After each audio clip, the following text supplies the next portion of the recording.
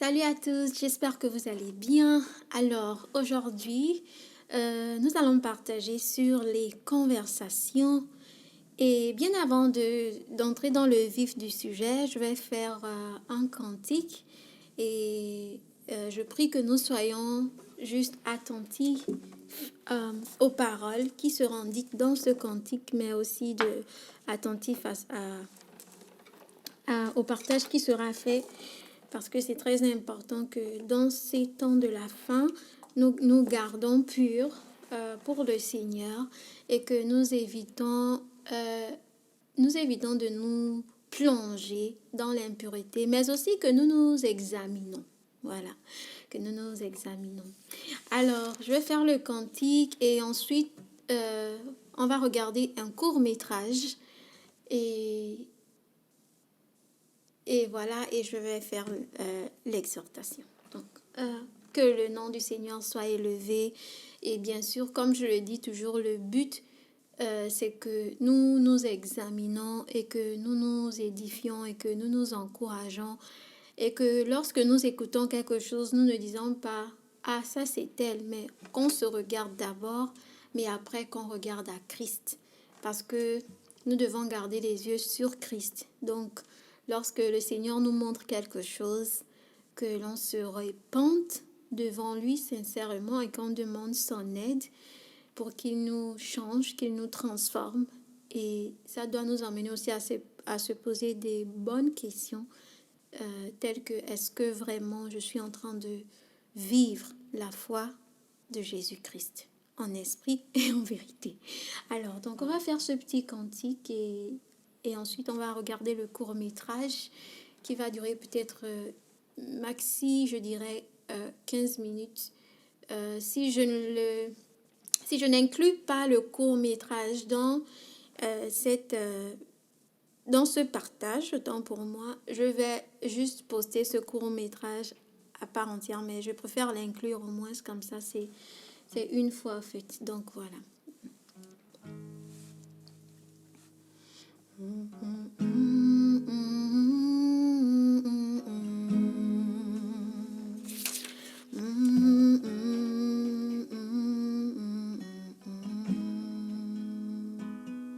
Que ta sainte parole, Jésus, habite abondamment dans mon cœur. Ta sainte parole, Jésus, habite abondamment dans mon cœur. Instruisant tout temps et me montrant le chemin, m'instruisant tout temps et me montrant le chemin, que tu me guides, Saint-Esprit, à chaque instant sur la voie, que tu me guides, Saint-Esprit, à chaque instant sur la voie de la vérité, la voie de l'humilité, la voie de la sainteté, la voie de la pureté, la voie de la vérité,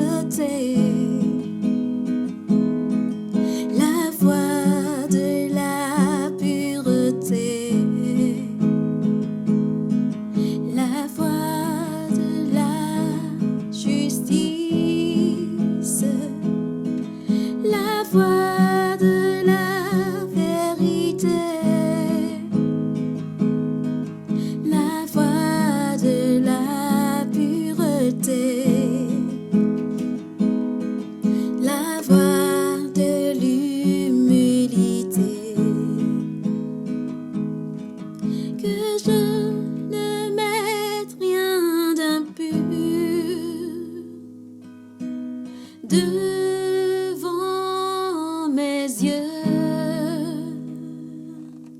que des paroles justes soient toujours sur mes lèvres, que je ne sois retrouvée dans l'assemblée de mon cœur, que je ne sois retrouvée dans l'assemblée de mon cœur, que tu me laves, Seigneur, avec l'eau de ta parole, que tu me laves, Jésus, avec l'eau de la parole, que je demeure et marche dans l'intégrité de cœur, que je demeure et marche dans l'intégrité de cœur, oui, que ta sainte parole, Seigneur, habite abondamment dans mon cœur, que ta sainte parole, Seigneur, habite abondamment dans mon cœur, m'instruisant en tout temps et me montrant le chemin, m'instruisant en tout temps et me montrant le chemin.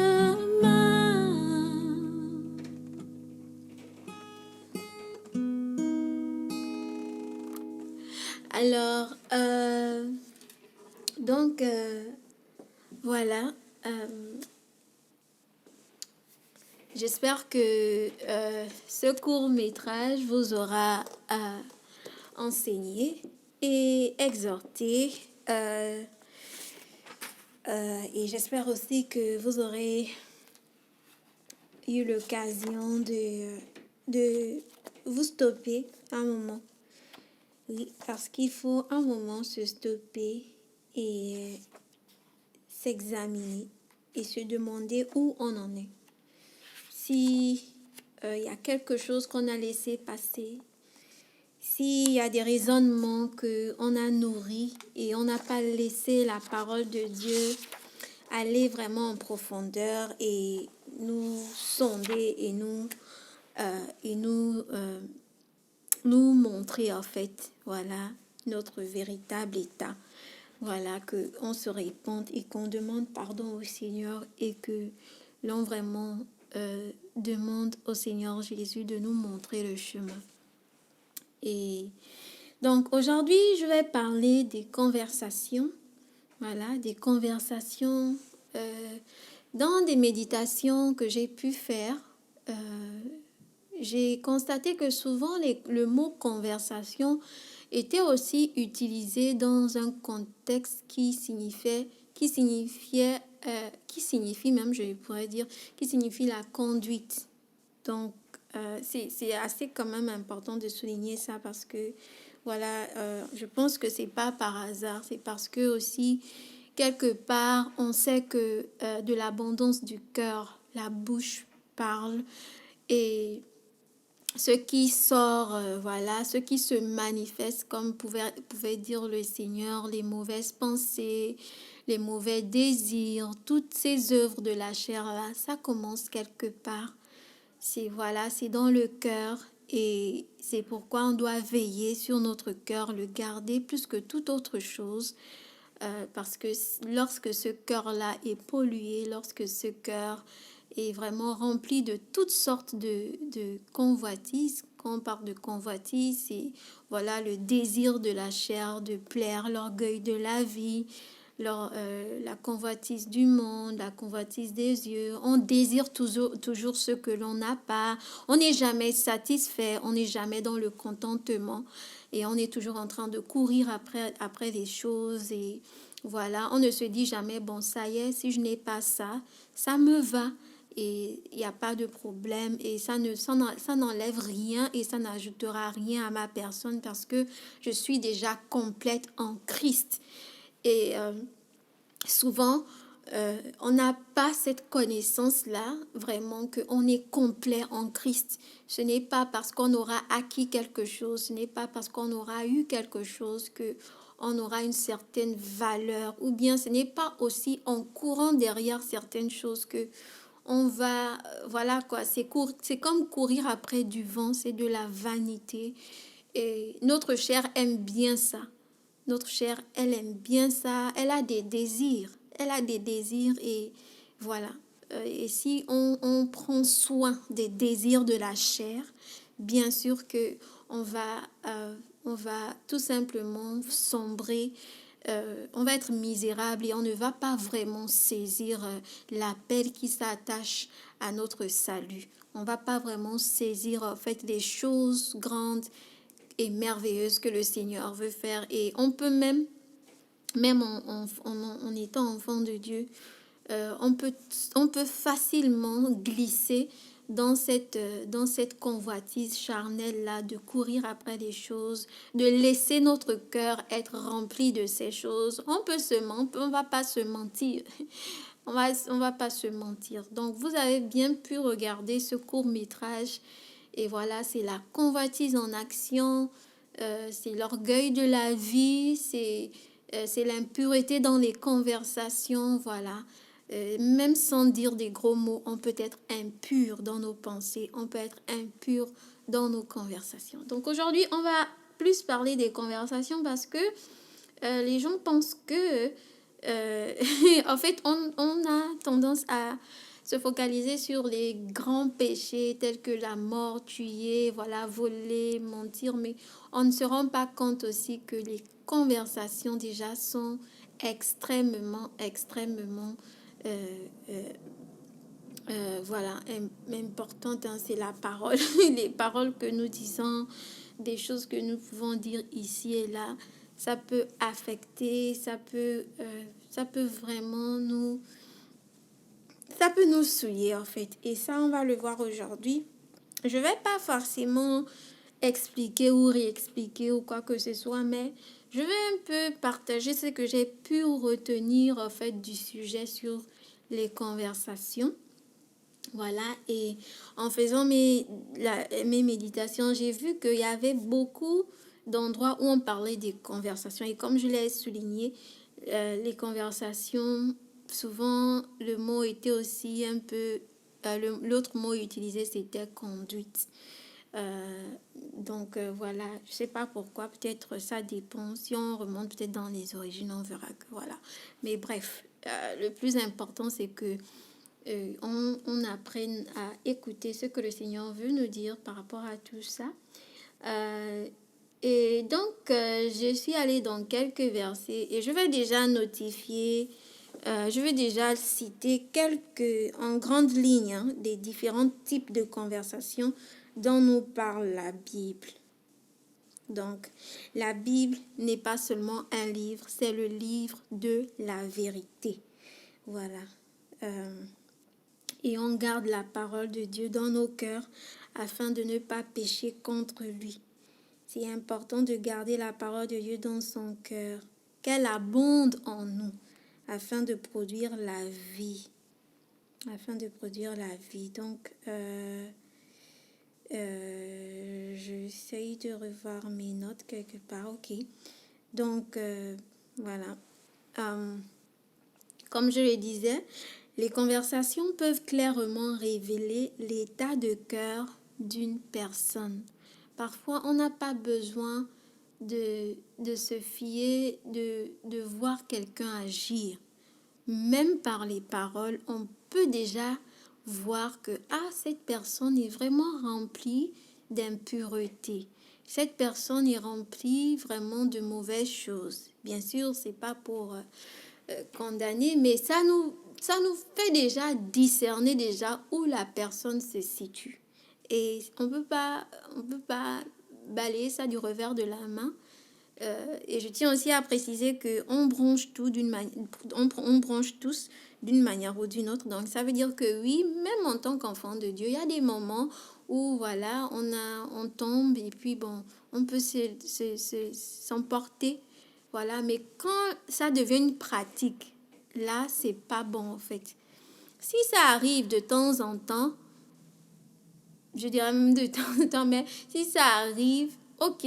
Mais si c'est quelque chose qui est régulière, qui se passe, tu pratiques ça, la chose même, tu es dedans même, là, c'est qu'il y a un problème. Et surtout encore, si tu te dis disciple de Jésus-Christ, il y a un problème. Il y a un problème. Donc, les conversations révèlent clairement l'état de cœur d'une personne. C'est de l'abondance du cœur que la bouche parle. Donc, et il faut aussi dire que quand on bronche, il faut se repentir. Si le Saint-Esprit t'interpelle et te dit, là, tu n'as pas bien fait, là, tu n'as pas bien parlé. Là, parce que c'est ça, le Saint-Esprit aussi, il ne nous laisse pas. Quand il y a quelque chose qui n'est pas correct, qui n'est pas, parce on dit le Saint-Esprit. Donc, s'il y a quelque chose qui n'est pas sain en nous, qui n'est pas clair, il va nous le dire, il va nous montrer, il va nous conduire, il va nous dire non, ça, il vient nous convaincre du péché. Et c'est ça, il vient nous convaincre du péché pour que nous grandissons, pour que nous avançons, pour que nous ne soyons pas encore sous la domination de nos désirs charnels. Donc voilà, et comme je le dis toujours aussi, il faut savoir que si on partage, c'est pas parce que quelqu'un est mieux ou bien, non. C'est parce qu'on s'examine et on s'édifie et on ne cessera de se répéter ces choses. Il faut se les répéter encore et encore et toujours et toujours. Et les conversations, même si aujourd'hui je partage ça aujourd'hui, je vais encore partager ce sujet encore et encore et encore et encore parce que on parle tout le temps. Voilà, c'est notre bouche, voilà, elle parle. Tu ne peux pas aller t'enfermer quelque part. Même ça vient te trouver, en fait. Donc, il faut vraiment qu'on soit rempli de la parole de Dieu pour que ce qui sorte de nous soit de bonnes choses. Parce que quand le Seigneur dit, par exemple, dans Matthieu 12, on va aller dans Matthieu 12. Si vous avez vos Bibles, on va aller dans Matthieu 12 d'abord. Voilà, Matthieu 12. Matthieu 12. Et le verset 35. Matthieu 12. Bon, on va même commencer au verset 33.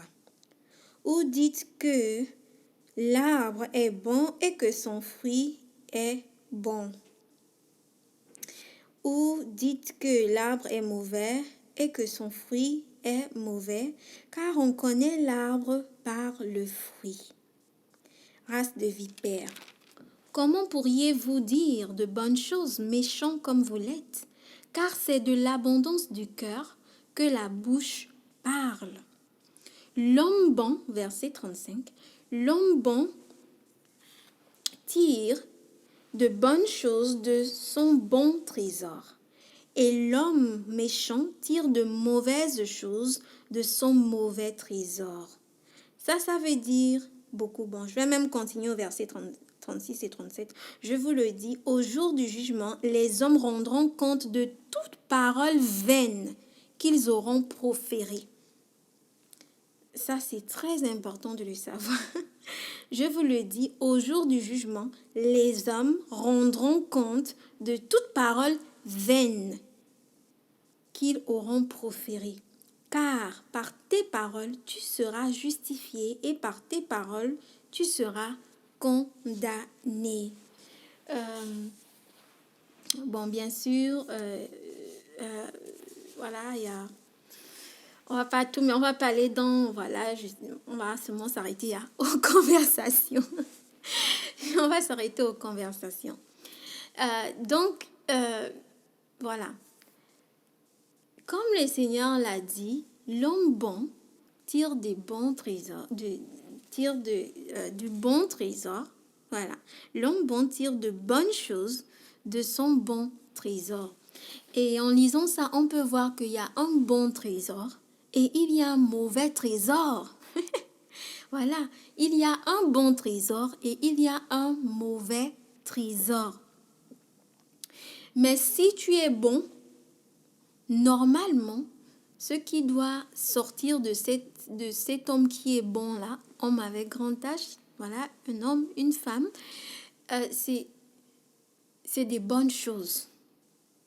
C'est comme par exemple, je vais prendre une image, c'est lorsque par exemple vous faites un blend, vous faites un mixage, un smoothie, comment je vais même dire ça, un jus voilà, on va dire un jus de fraise fait maison, ou bien un jus de mangue, voilà, on va dire un jus de mangue fait maison. Donc vous décidez de faire un jus de mangue. Normalement, la logique voudrait que lorsque je mets les mangues dans le mixeur, voilà, ce qui en ressort, c'est le jus de mangue. C'est pas le jus de citron, ni encore le jus de fraise, ou bien encore le jus d'orange, à part si j'ai mélangé. Mais normalement, la logique voudrait que de mon mixeur sorte du jus de mangue. Et en fait, c'est ça, notre cœur. Si on a de bonnes choses, ce qui va en ressortir, mais c'est de bonnes choses.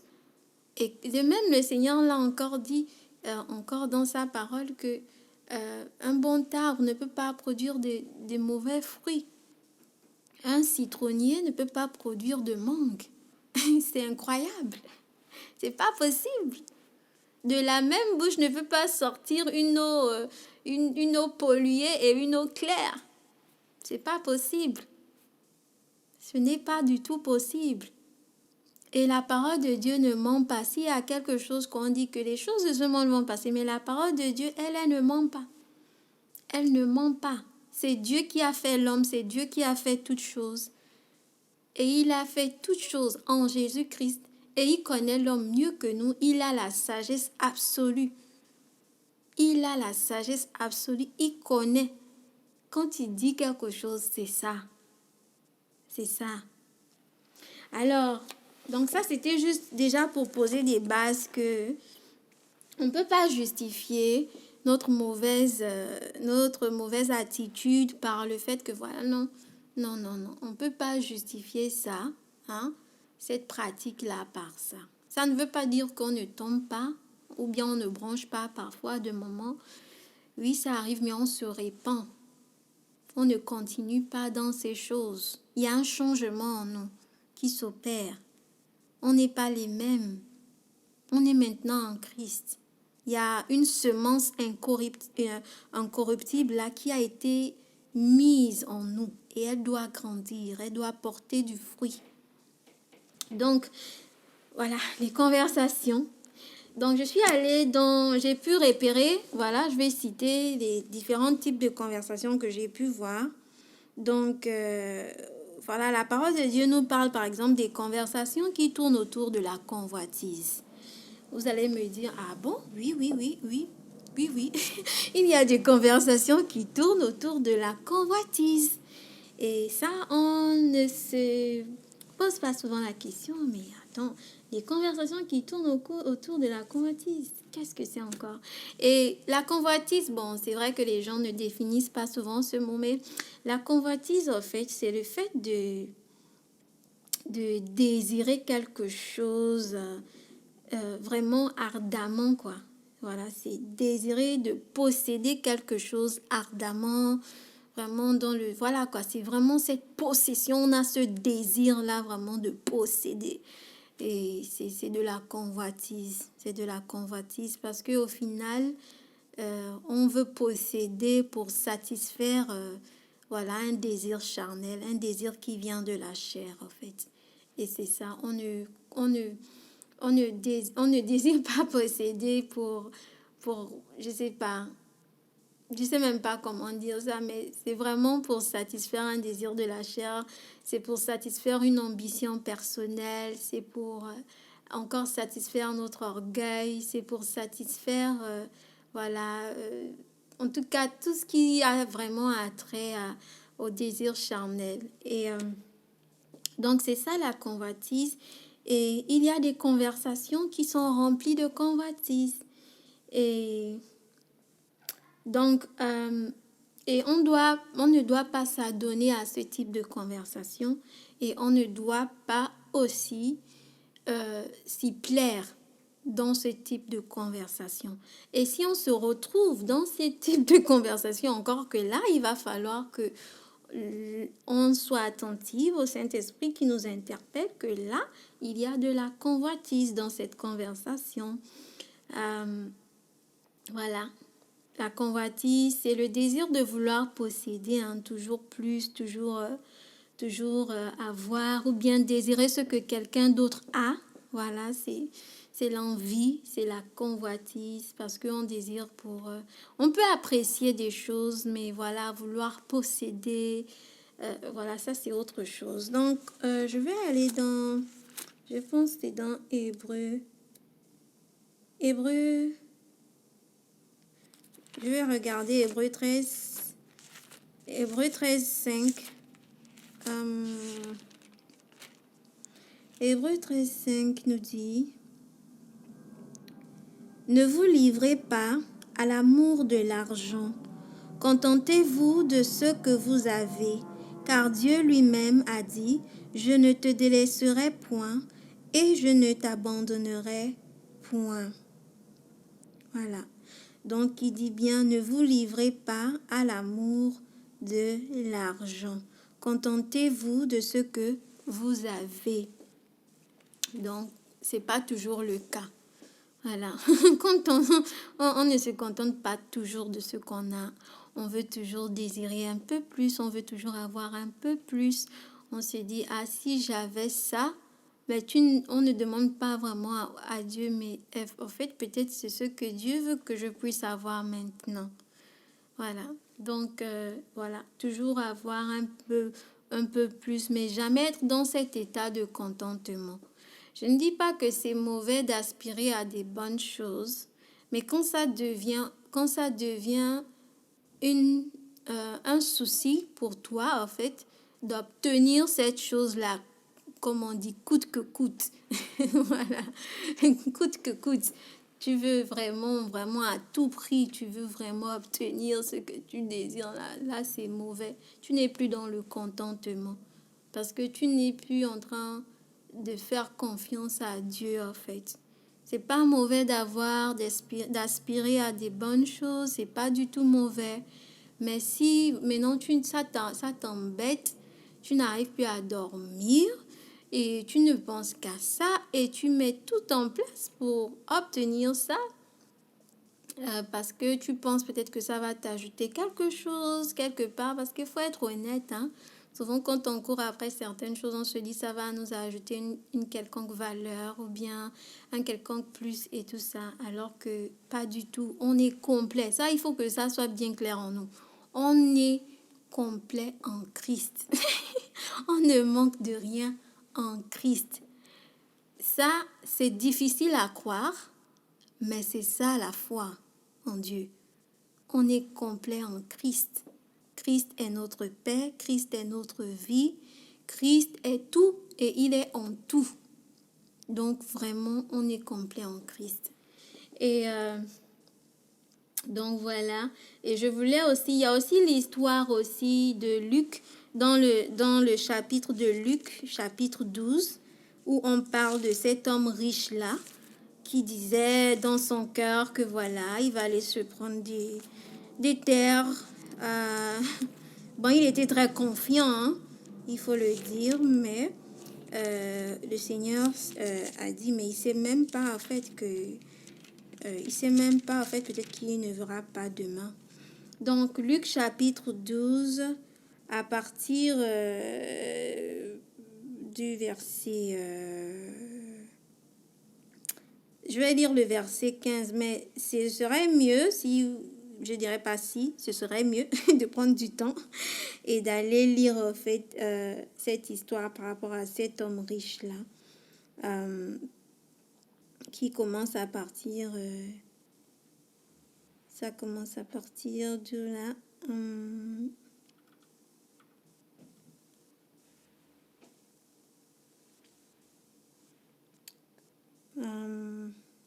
C'est pas l'homme riche, hein. Donc, Luc chapitre 12, il faut que je rectifie ça. Luc chapitre 12, verset 15, je pense que c'est le Seigneur qui s'adresse à quelqu'un. En fait, la personne est venue voir Jésus. Non, je vous épargne l'histoire. Allez-y lire. Allez-y lire. Et c'est comme ça que la convoitise dans le cœur de l'homme souvent se manifeste. Et donc au verset 15, voilà, le Seigneur va leur dire ceci à ses disciples. Il dit, gardez-vous avec soin de toute avarice, car la vie d'un homme ne dépend pas de ses biens, fut-il dans l'abondance. Bon, après, il va parler aussi voilà, de l'homme riche en question, mais ça, c'est après. Mais lisez même ce verset, ce chapitre 12 là, parce que ce verset 15 est important. Il dit, gardez-vous avec soin de toute avarice, car la vie d'un homme ne dépend pas de ses biens, fut-il dans l'abondance. Donc voilà, notre vie ne dépend pas de nos biens, de l'abondance de richesse, de ce qu'on peut posséder, non. Ça ne dépend pas de ça. Et donc, voici un peu des conversations remplies de convoitises. Bon, je pense dans le court-métrage, hein, vous avez bien vu comment la sœur, elle a commencé à parler d'avoir le dernier cri de la voiture. Voilà quoi, pour elle, si elle a de l'argent, voilà, c'est Dieu qui donne et du coup, elle en profite, elle fait ce qu'elle veut. Alors que la parole de Dieu nous demande que si on en a, en fait, quand Jacques il s'adresse aux riches, il dit, bah, aidez ceux qui n'en ont pas. Voilà, aidez ceux qui n'en ont pas parce que, voilà, avant tout, on n'est pas sur la terre pour s'amasser des richesses. Non, on n'est pas sur la terre pour ça. Jamais le Seigneur n'a prêché un évangile ou bien il nous a poussé d'une manière ou d'une autre à rechercher ces choses. Et peut-être que je n'ai pas encore bien lu la parole de Dieu. Je le dis quand même. Peut-être qu'il y a encore des choses que je n'ai pas encore acquises. Mais je sais que depuis quand même que j'ai lu, je n'ai pas vu un passage où le Seigneur nous incite à courir après une quelconque richesse. Donc voilà, gardons-nous des conversations qui tournent autour de la convoitise. Je veux ceci, je veux cela. On parle de nos possessions. Oui, j'ai construit là-bas, j'ai ceci, j'ai fait cela, j'ai eu ma villa là-bas. Et ça aussi, parfois même, on peut le voir aussi dans les témoignages. Je ne dis pas que c'est pas bien de témoigner de ce que le Seigneur a fait pour nous, mais je crois que à un moment donné, on doit se demander, est-ce que je témoigne parce que je veux montrer la fidélité de Dieu, ou bien est-ce que je témoigne parce que je veux montrer que oui, j'ai finalement eu une belle maison, ou bien une grande voiture, ou bien voilà, on m'a offert le dernier cri je sais pas, la Range Rover ou bien de la Toyota. Quelle est notre motivation? Donc, ces conversations-là qui tournent autour de ça, j'ai ceci, j'ai cela, je possède ça, voilà, j'ai une belle famille, j'ai des beaux enfants. Bon, la convoitise, l'orgueil de la vie. Et sans se rendre compte, parfois, on peut vraiment manifester ces choses et on ne se rend pas compte. Mais il faut vraiment, comme je l'ai dit, c'est la parole de Dieu qui va aller nous sonder dans la méditation, en réfléchissant. Le Seigneur nous révèle. Il révèle ces choses. Il dit que est-ce que vraiment tu as besoin d'en parler? Est-ce que vraiment tu as besoin de montrer ça? Est-ce que vraiment tu as besoin de faire ça? Donc voilà, on doit toujours être attentif à la voix du Seigneur qui veut nous trouver sans tache et ni ride. Mais d'abord, c'est dans le cœur. Voilà, c'est dans le cœur, ça commence dans le cœur. Toutes ces choses, c'est dans le cœur que ça commence. On commence par le cœur. Voilà, c'est pas le fait qu'on va vous dire ne faites pas. Non, c'est que le Seigneur lui-même, il parle à ton cœur. Lui-même, il va sonder ton cœur. Et toi-même, tu comprends que, je ne veux pas le faire, mais je ne veux pas le faire pour impressionner les gens. Je vais le faire parce que j'aime mon Dieu. Je vais le faire parce que c'est ce qui est bien pour moi. Je vais le faire parce que ça me décharge. Voilà, ça me détache encore du monde. Ça me détache encore d'être attaché aux choses de ce monde. Et ça me permet encore plus de m'approcher, de prendre encore la prochaine marche pour me rapprocher encore plus du Seigneur. Donc voilà. Et donc il y avait ça, les conversations qui tournent autour de la convoitise. C'est possible qu'on ait ces genres de conversations, voilà, qui tournent autour de la convoitise. Pourtant, voilà, allez-y lire Luc chapitre 12, ce serait bien. Donc, et ensuite, j'ai repéré aussi des conversations aussi qui sont impures. Voilà, les conversations impures. Excusez-moi. Donc, pour ces conversations impures-là, on va aller dans... je ne pense pas que je vais aller dans tous les passages, dans tous les versets, mais je vais quand même faire l'essentiel. On va aller dans 2 Pierre. 2 Pierre. Ouvrez vos Bibles. N'écoutez pas seulement ce que je dis. Prenez vos Bibles, vous allez, vous ouvrez et on va lire ensemble. Peu importe la version que vous avez. Voilà, le Saint-Esprit n'est pas limité. Donc 2 Pierre, chapitre 2, verset 7. Verset 7, je crois. Je ne sais pas pourquoi. Ok, verset 7. On dit: Et s'il a délivré le juste Lot, profondément attristé de la conduite de ces hommes sans frein dans leur dissolution, car ce juste qui habitait au milieu d'eux tourmentait journellement son âme juste à cause de ce qu'il voyait et entendait de leurs œuvres criminelles. Donc vous voyez, un peu comme je disais souvent, le mot conversation peut être traduit par conduite, dépendamment des versions. Mais donc j'ai lu du verset 7 jusqu'au verset 8. Et donc on parle là du juste Lot qui était tourmenté par la conduite.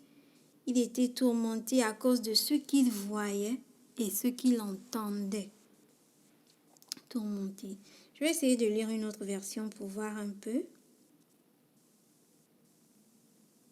Lot habitait au milieu de gens qui se conduisaient n'importe comment, mais lui-même était un homme juste. Il était très triste à cause de leur conduite. En effet, il les voyait et il les entendait, et jour après jour, son cœur d'homme juste souffrait beaucoup de leurs actions mauvaises, mais Dieu l'a délivré de ces gens-là. Donc, voilà, nous ne sommes pas, même aujourd'hui encore, en tant qu'enfants de Dieu, on souffre à cause de ce qu'on voit, de ce que l'on entend. Parce que si vraiment on a été touché par le Seigneur Jésus-Christ, on sait vraiment combien c'est dur, voilà, de se promener là, d'aller là, en fait, sans être vraiment bombardé, je dirais ça, c'est ça, sans être bombardé par toutes sortes d'impuretés, toutes sortes de choses. voilà, ce qu'on voit, ce qu'on entend, c'est vraiment incroyable. C'est incroyable. Notre âme est tourmentée, on est tourmenté chaque jour.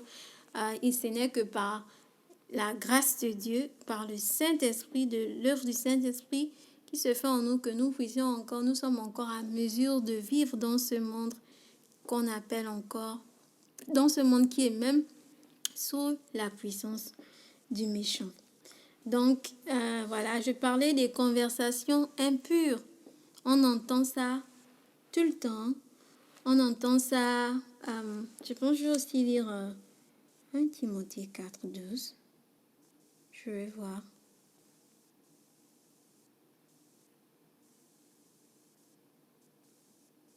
Voilà, dans 1 Timothée 4:12 aussi, l'apôtre Paul, il conseille à Timothée, il dit ceci: personne ne doit te mépriser parce que tu es jeune, mais toi, montre l'exemple aux croyants par tes paroles, ta vie, ton amour, ta foi, ta pureté. Donc, voilà, il dit bien par ses paroles, sa vie, son amour, sa foi et sa pureté. Donc voilà, et on sait aussi que l'apôtre Paul, il conseille beaucoup à Timothée de garder son cœur pur, de garder une conscience pure, voilà, parce qu'il sait que voilà, le cœur doit être pur. Les paroles, il encourage même beaucoup Timothée à s'éloigner des disputes vaines, des disputes, disputes de mots, des querelles, de tout ça vraiment qui peut vraiment souiller notre cœur, qui peut souiller encore notre âme. Donc, par ses paroles, en fait, il doit se garder, il doit être un exemple par ses paroles, par sa vie, par son amour, par sa foi, par sa pureté. Et on a parlé des paroles, et on parle des conversations impures. Des conversations impures dans lesquelles parfois les gens se laissent aller. Les gens se laissent aller. Ils ne se disent pas, mais est-ce que ce que je dis, c'est... Voilà, est-ce que c'est pur en fait? On a un peu perdu... on a perdu en fait comment dire, en fait aujourd'hui on ne sait même pas c'est quoi la pureté, mais je crois que la pureté est là et le Seigneur va faire voir ça au travers son Église parce qu'il est pur, il est saint et on doit voir ça au travers notre vie, au travers nos paroles, au travers notre amour. Ça doit se différencier en fait de l'impureté. S'il y a impureté, c'est qu'il y a pureté. S'il y a impureté, c'est qu'il y a pureté. Donc ça doit vraiment, on doit vraiment être en fait cette représentation-là de la pureté dans nos paroles, des paroles pures, des conversations pures. C'est pas des conversations impures où on va commencer, on parle de tout, on ne se gêne même pas.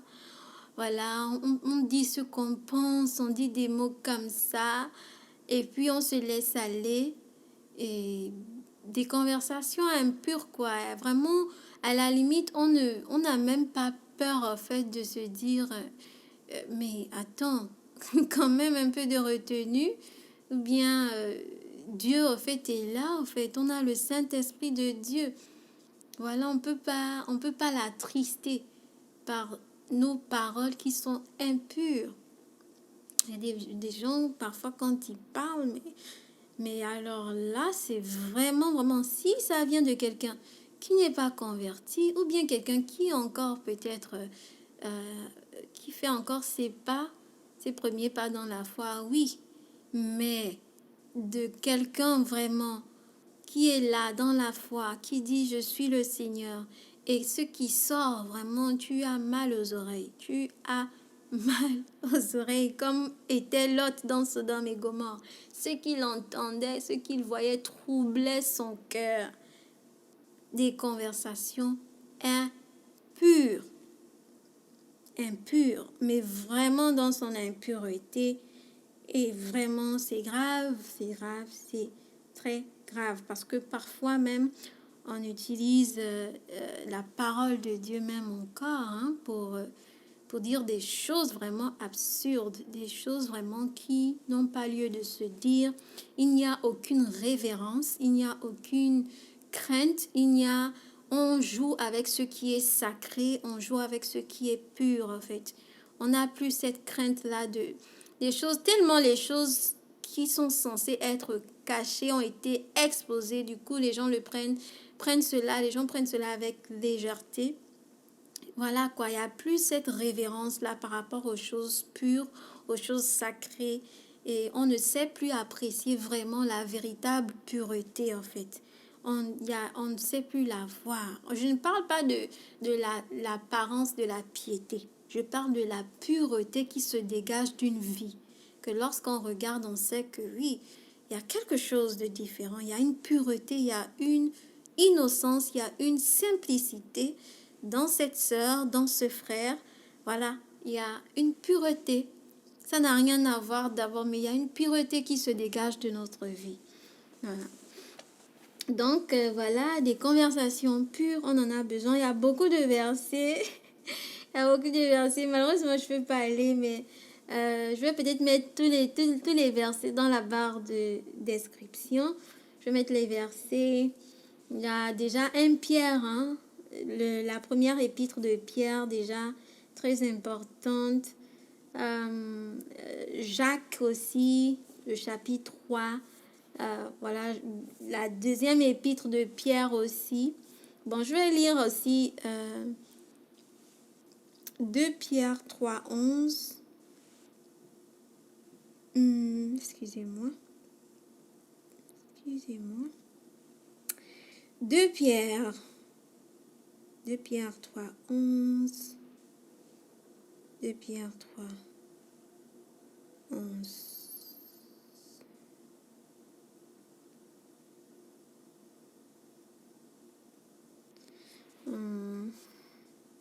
Bon, après, je vais plutôt lire ça.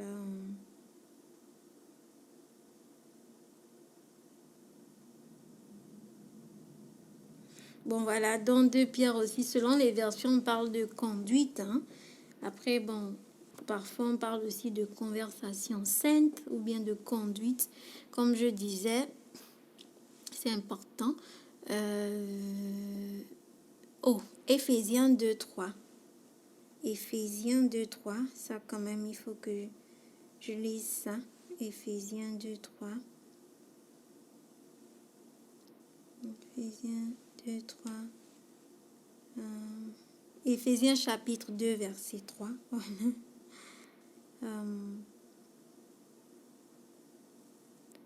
Nous tous aussi, nous étions de leur nombre, et nous vivions autrefois selon les convoitises de notre chair, accomplissant les volontés de la chair et de nos pensées. Et nous étions par nature des enfants de colère comme les autres. Bon, ça c'est la version Louis II. Je vais un peu essayer de mettre la version Parole de vie qui dit « Autrefois, nous aussi, nous faisions tous partie de ces gens-là quand nous vivions selon nos désirs mauvais. Nous obéissions à ces désirs et à nos pensées mauvaises. À cause de notre nature, nous méritions la colère de Dieu comme les autres. » Bon, vous pouvez même lire, hein, parce que lire même tout ce chapitre, c'est ce qui est mieux d'ailleurs. Voilà. Donc, voilà un peu, on parle aussi des conversations, filthy conversation, communication, Colossians 3, 8. Donc, Colossiens 3, 8. Colossiens 3, 8 aussi nous dit, par exemple, que mais maintenant, rejetez tout cela, la colère, la violence, la méchanceté, ne lancez plus d'insultes ni de paroles grossières. Voilà. Et c'est là où je voulais en venir, vraiment des paroles grossières, des insultes. Voilà, aujourd'hui, il y a des chrétiens qui sont toujours dans les injures, dans les insultes, dans des paroles grossières. C'est pas bien. Donc, j'ai lu la version Parole de vie, Colossiens 3, verset 8. Voilà, on nous dit, mais maintenant, rejetez tout cela. La colère, la violence, la méchanceté, parler mal des autres, la méchanceté, ne lancez plus d'insultes ni de paroles grossières. Voilà, ça c'est clair. Paroles grossières, insultes, colère, méchanceté. Voilà, on dit de rejeter ça, de rejeter ça. Parce que tout ça, ce sont ça fait partie des conversations en fait impures, des conversations impures. Ça fait aussi partie des mauvaises conversations. Voilà. Et donc, voilà un peu. Donc, c'est un peu ça. Maintenant, si on parle des conversations mauvaises, remplies de convoitises, des conversations impures, ok, c'est bien. Mais non. Comme le Seigneur nous dit que quand un esprit mauvais quitte une maison, voilà, il voit qu'elle est nettoyée et il repart pour voir si voilà, elle est habitée. S'il trouve qu'elle est vide, bah, il va encore aller chercher cet esprit plus fort et venir s'installer dans la maison. Donc, bien vrai que on se vide des choses mauvaises, on rejette les choses mauvaises, mais on ne reste pas comme ça. On doit maintenant se remplir des choses bonnes. Et c'est ça, en fait, la réalité et c'est ça la vérité. On ne peut pas se dire, bon, je fais plus ça, je fais plus ceci. Bon, maintenant, qu'est-ce que tu fais? Voilà, qu'est-ce que tu fais? Parce qu'il ne faut pas que tu restes vide. C'est ton cœur, c'est comme un jardin. Bon, je l'ai déjà dit, c'est comme un jardin. Il faut l'entretenir, il faut se rassurer qu'il n'y ait pas des herbes qui ne doivent pas y être. Il faut se rassurer que ça dégage un parfum de bonne odeur. Donc voilà, il faut bien sûr le nourrir avec des bonnes choses. Il faut planter des bonnes choses. Donc, on a parlé des conversations mauvaises. On a parlé des conversations qui étaient remplies de convoitises. On a parlé des conversations impures. Voilà, qui tournent autour de l'impureté, les paroles mauvaises, grossières, les injures, les clameurs, l'irritation, la colère, la méchanceté, les commérages, bien sûr, faut pas oublier ça, les commérages, le Congo, ça, c'est pas bon. Et maintenant, on va parler des bonnes conversations, des conversations pures, des conversations qui sont honnêtes, des conversations qui sont sages. Et dans 1 Pierre, voilà, je vous ai dit, il faut lire 1 Pierre, ou bien même l'épître de Pierre, parce qu'il en parle beaucoup de la conduite des chrétiens. Ça parle beaucoup de la conduite des chrétiens, comment il faut se comporter. Donc 1 Pierre 1,15. 1 Pierre 1,15.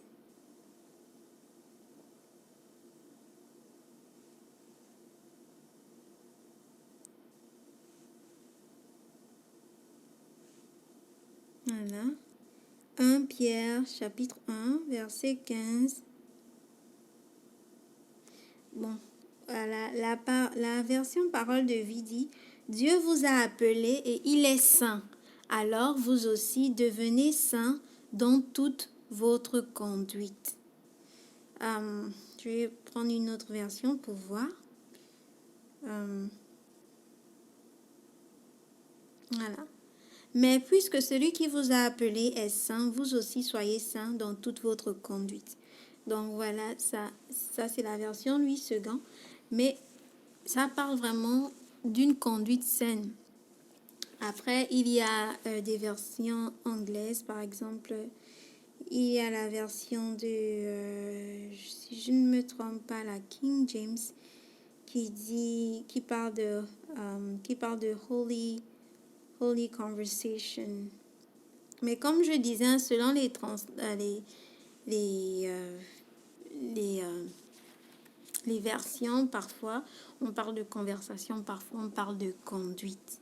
Donc voilà, mais je pense que en tout ceci, ça veut dire beaucoup aussi. C'est parce que de la conversation vraiment découle, hein. C'est quelque chose, voilà.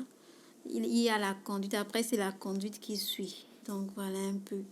Euh, euh, je crois dans 1 Pierre 3, verset 1 aussi, on parle de celles qui par leur conduite, par exemple, ou bien par leur conversation, peuvent gagner leur époux qui sont peut-être qui sont pas convertis.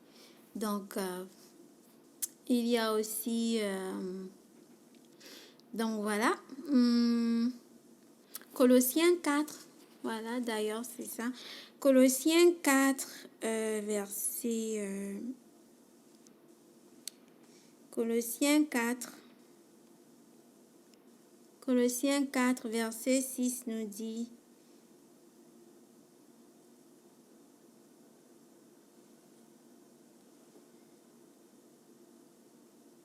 Que vos paroles soient toujours agréables, intéressantes. Répondez à chacun comme il faut. Bon, je vais prendre une autre version. Hein. Je vais prendre la Louis II. Colossiens 4, verset 6 dit « Que votre parole soit toujours accompagnée de grâce, assaisonnée de sel, afin que vous sachiez comment il faut répondre à chacun. » Donc voilà, c'est ce que la parole de Dieu nous demande aussi, qu'on ait des conversations qui soient assaisonnées de grâce et de sel, que nous ayons des conversations qui sont pures, voilà, des conversations qui sont pures. On nous parle aussi des conversations, on dit que ton oui soit oui et que ton non soit non, et tout ce qui vient après, voilà, ce n'est que du mensonge, en tout cas, ce n'est que superflu. Tout simplement parce que... je vais aller dans Jacques même. Jacques 5, verset 12. Jacques 5. Jacques 5, verset 12 dit « Avant toute chose, mes frères, ne jurez ni par le ciel, ni par la terre, ni par aucun autre serment, mais que votre oui soit oui et que votre non soit non, afin que vous ne tombiez pas sous le jugement. » Donc voilà, tout ça aussi c'est pour dire que on ne doit pas... c'est pas que quand on va nous parler, on va juste dire oui, oui. Ou bien non, non, non. Non, c'est pas ce qu'il veut dire. Mais c'est vraiment, il faut s'atteler en fait à dire l'essentiel. Il faut s'atteler à dire des paroles qui vont édifier en fait. Comme Colossiens le dit, afin qu'on sache répondre en fait à chacun. Qu'on ne multiplie pas des paroles vaines. Que l'on ne multiplie pas les paroles, parce qu'il y a même ce proverbe qui nous dit que la bouche qui parle beaucoup ne manque pas de péché. In the multitude of words, there is sin. Dans la multitude des mots, voilà, se trouve le péché en fait. Le péché ne manque pas, parce que il faut pas qu'on parle seulement pour parler ou bien pour dire des choses, mais il faut vraiment que ce soit des conversations où on sait que bon là, c'est ce qui est nécessaire, c'est ce qu'il faut dire. Là, ce n'est pas ce qu'il faut dire. Là, c'est voilà, je dis ça et puis c'est fini. J'ai pas besoin d'ajouter quelque chose. J'ai pas besoin d'ajouter quoi que ce soit. Là, c'est bon. Voilà. Donc, à un moment donné aussi, il faut se le dire. Parfois, on n'a pas besoin de trop parler. Donc, voilà. À l'opposé, quand on n'a pas des conversations impures, on doit avoir des conversations pures. On doit avoir des conversations qui édifient, des conversations qui encouragent, qui exhortent, qui apportent, voilà, qui sont assaisonnées de sel, de grâce, de vérité. On doit avoir des conversations qui vont droit à l'essentiel. On n'a pas besoin de multiplier les mots pour après parler, pour après tomber dans la convoitise, dans des conversations impures.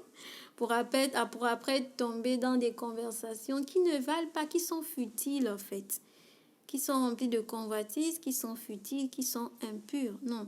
Donc on doit se nourrir de la parole de Dieu, on doit méditer sur la parole de Dieu pour que la parole de Dieu abonde en nous, pour que le Seigneur par nous va encore davantage se manifester et va parler encore et va interpeller les gens autour de nous. Donc, mais si nous-mêmes, on n'est pas déjà vidé des choses impures, on s'adonne ce qu'on entend, ce qu'on voit, bon, on se laisse aller, on regarde tout, on entend tout, on écoute tout, on ne se dit pas, est-ce que ça m'affecte, ça ne m'affecte pas. Je ne dis pas qu'on ne peut pas écouter les gens, ou bien si quelqu'un vient voilà, te parler, que tu vas dire non, non, non, non, je ne t'écoute pas. Mais il y a une manière en fait. Si quelqu'un s'approche de toi et tu écoutes et tu vois que cette conversation-là ne va pas m'emmener quelque part. Ça ne va pas. Cette conversation-là ne va pas vraiment m'édifier ou bien me faire du bien ou bien encore même faire du bien à la personne. Parce qu'au sortir de cette conversation, peut-être nos cœurs seront remplis de colère, nos cœurs seront remplis de convoitise, de médisance, de commérage. Donc, à quoi ça sert d'aller dans cette voie-là? Et pour finir, je vais lire, voilà, bon, les disputes aussi, hein, il y a des conversations aussi, où, comme on dit, de colère, où les gens se mettent en colère. Ce sont des disputes, ce sont les querelles. Et il y a un proverbe qui dit, voilà, dans la parole de Dieu, qui dit que, je vais lire ça aussi pour un peu clôturer. Je sais que ça a été très long, mais c'est important. C'est important.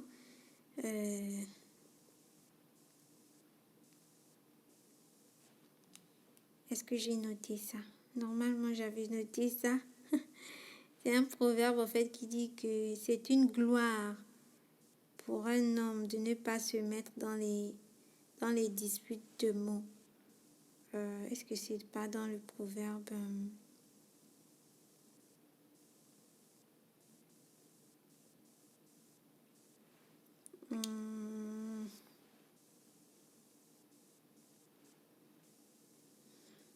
Est-ce que c'est pas dans Proverbe 20 là?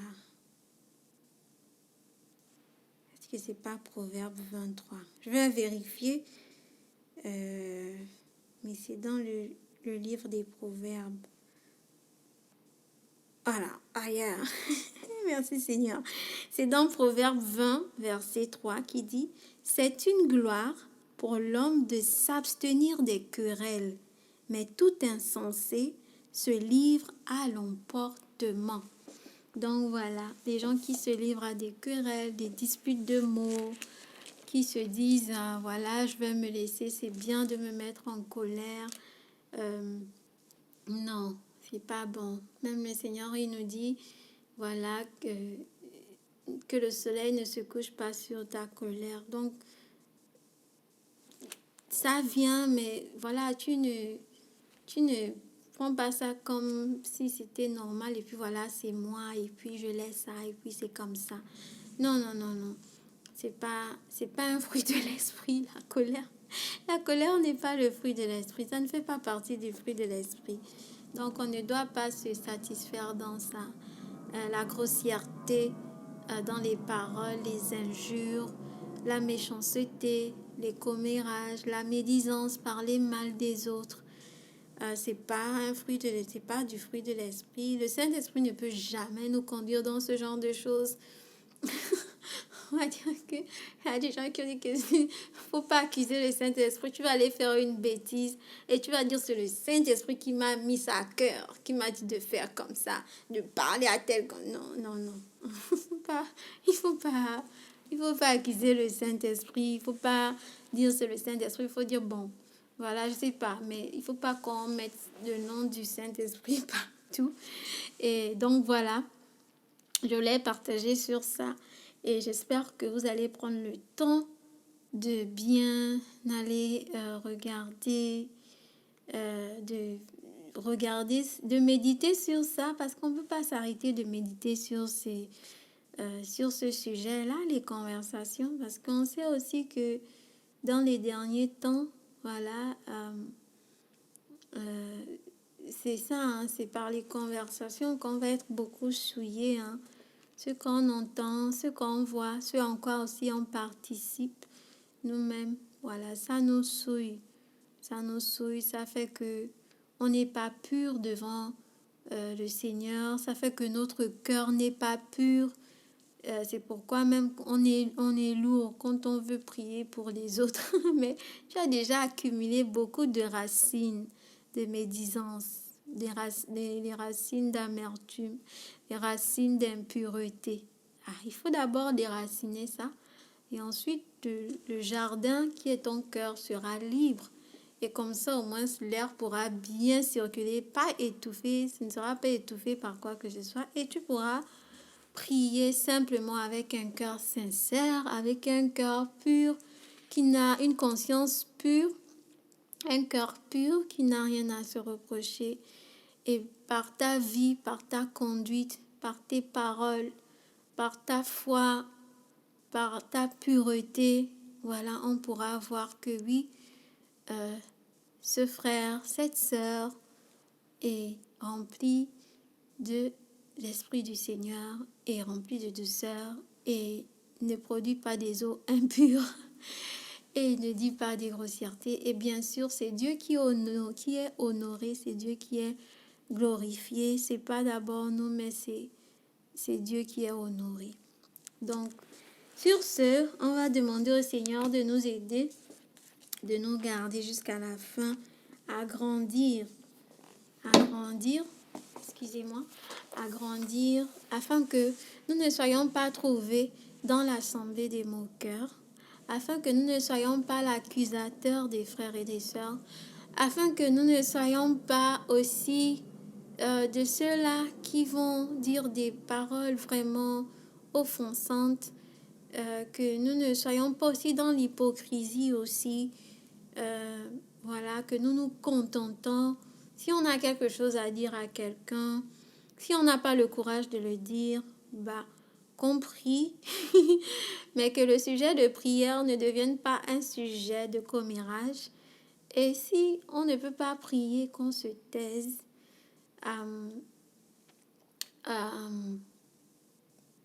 Voilà, mais sinon, il faut tout simplement, en fait être sincère et être honnête et se dire, bon, pourquoi je viens, pourquoi je suis Jésus, pourquoi je suis en train de suivre le Seigneur, pourquoi je suis en train de faire cette marche. Est-ce que c'est pour impressionner quelqu'un?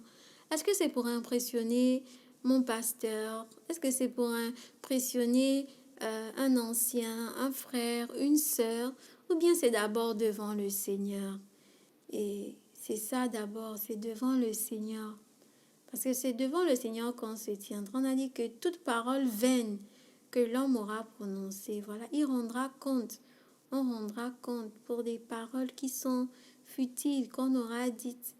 Et en plus, si on dit qu'on a l'Esprit de Dieu, normalement, on doit avoir des paroles vraiment cintrées, des paroles sages, des paroles qui sont inspirées par le Seigneur, qui apportent de la grâce, qui apportent voilà, du sel dans la vie, qui apportent une lumière, un éclaircissement, qui n'apporte pas la confusion. En fait, aujourd'hui même, on ne peut même plus donner un conseil qui va aider un frère ou une sœur à trouver une directive. Parce que tellement on est rempli de fausseté, on est rempli d'hypocrisie, on est rempli de confusion. Et voilà, même quand on donne un conseil, ça ne va pas orienter la personne.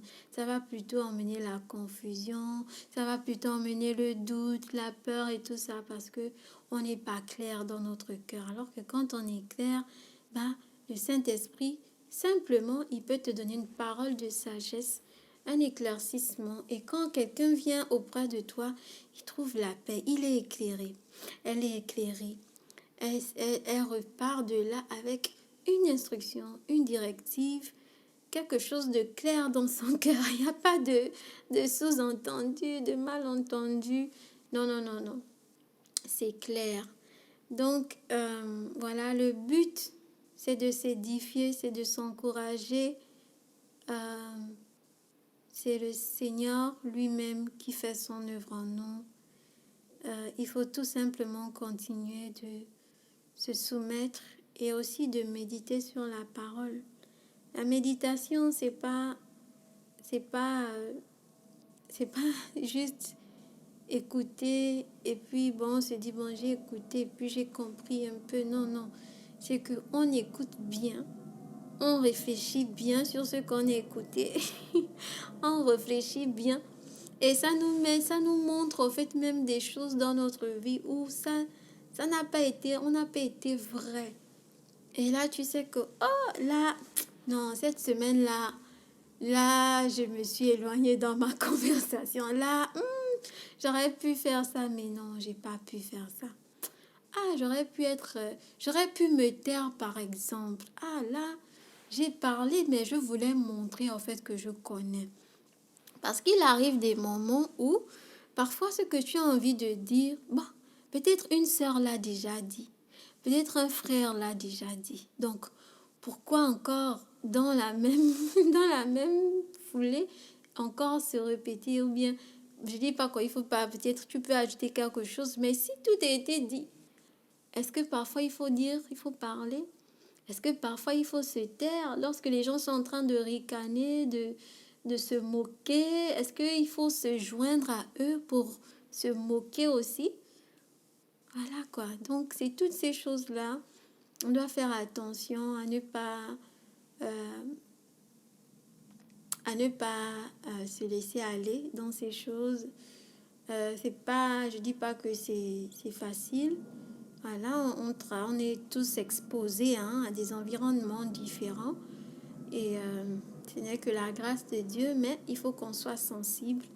Il faut qu'on soit sensible. Et la parole de Dieu nous parle du juste Lot.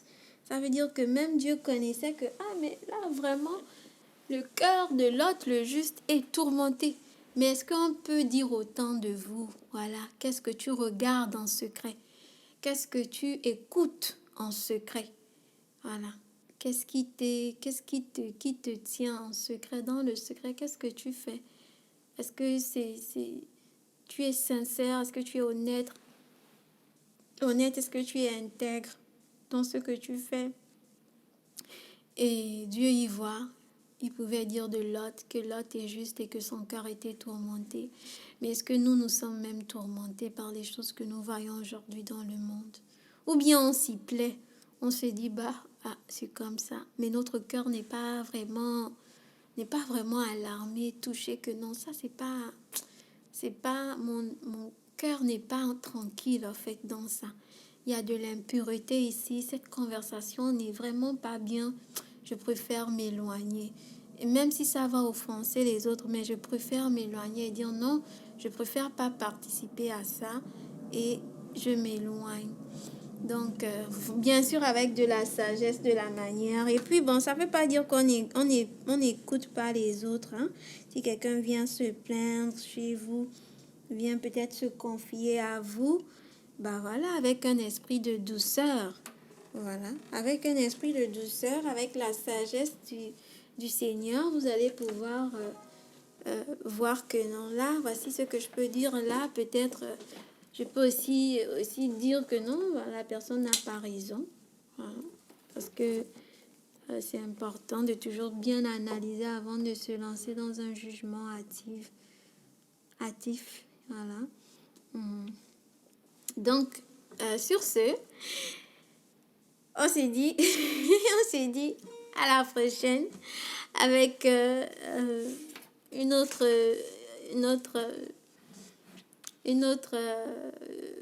audio aussi.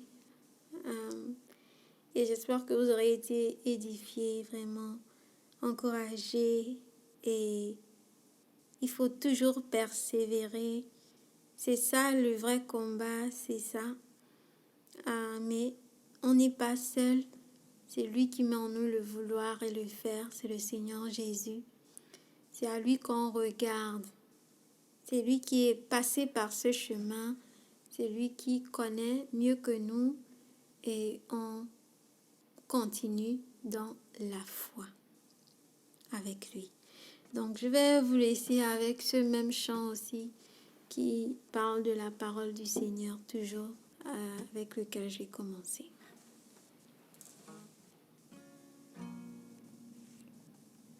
Que ta sainte parole, Seigneur, habite abondamment dans mon cœur.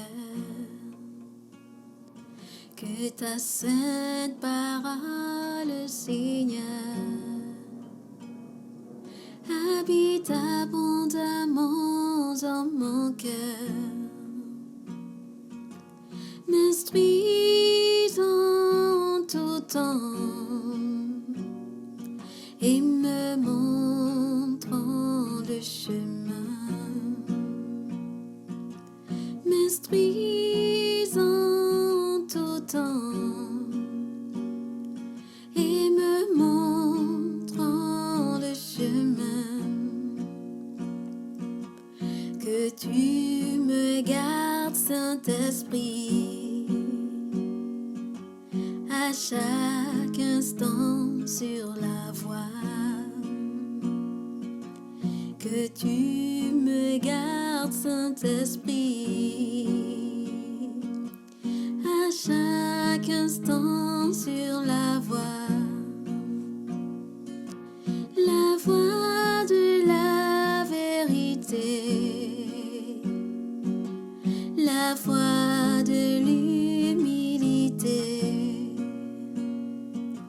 la voie de la sainteté, la voie de la pureté,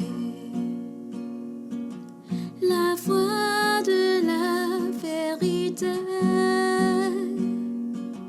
la voie de l'humilité,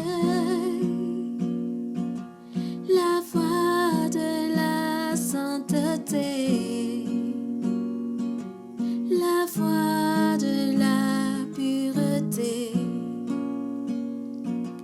Que je ne mette rien d'impur devant mes yeux. Que des paroles justes